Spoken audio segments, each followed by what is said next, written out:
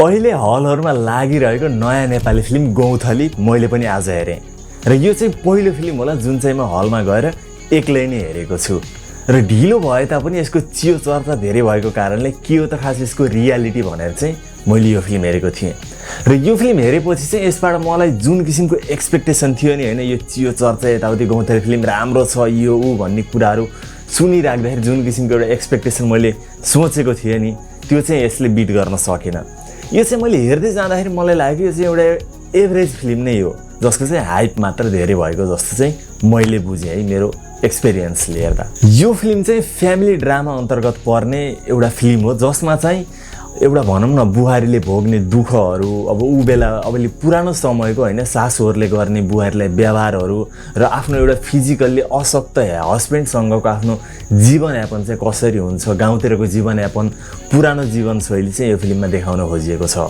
यो फिल्मको डाइरेक्सनको पाटो हेर्दा यसको डाइरेक्सन पनि एकदमै राम्रो लाग्यो र यसको एक्टिङको कुरा गर्नु पर्दा यसमा चाहिँ हिरो अरुण छेत्रीले चाहिँ एक अशक्त व्यक्तिको एक्टिङ चाहिँ एकदमै राम्रो गरेका छन् हैन। उनको एक्टिङ देखेर म पनि एकदमै इम्प्रेस भएको छु र यसले उनी चाहिँ भर्सेटाइल एक्टर हुन् भन्ने चाहिँ यो फिल्मबाट नै प्रमाणित भएको छ।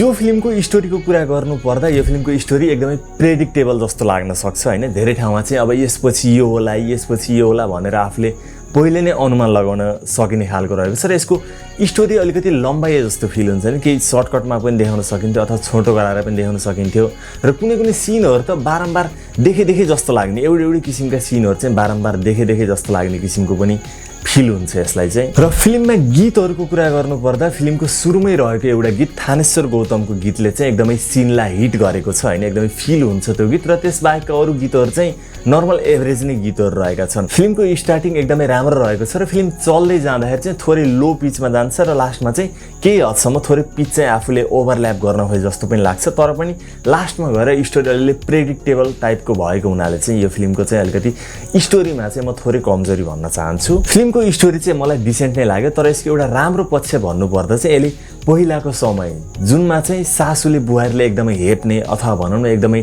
नेगेटिभ थटहरू राख्ने र ऊ बेला बुहारीहरूले पाउनुपर्ने एकदम दुःख सङ्घर्षका कुरा त्यसमाथि एकदम भन्छ नि अशक्त श्रीमान भएपछि उसले चाहिँ के समस्या खेप्नुपर्छ भन्ने जस्ता कुराहरू हैन पुराना कुराहरू चाहिँ यो फिल्मले एकदमै मेमोराइज गराइदिएको छ। त्यो चाहिँ एउटा राम्रो पक्ष पनि भन्न चाहन्छु म। यो फिल्म नर्मल वाचरलाई एकदमै मन पर्न पनि सक्छ तर फिल्मी किराहरूलाई भने यो फिल्म मन पर्न एकदमै गाह्रो रहेको छ। अब मेरै कुरा गर्नुपर्दा मैले चाहिँ इङ्ग्लिस फिल्महरू साउथ फिल्महरू अथवा भनौँ धेरै पहिलादेखि नै फिल्महरू विभिन्न भेराइटीका फिल्म हेर्ने भएको कारणले मलाई यो फिल्म डिसेन्ट लागेको पनि हुनसक्छ।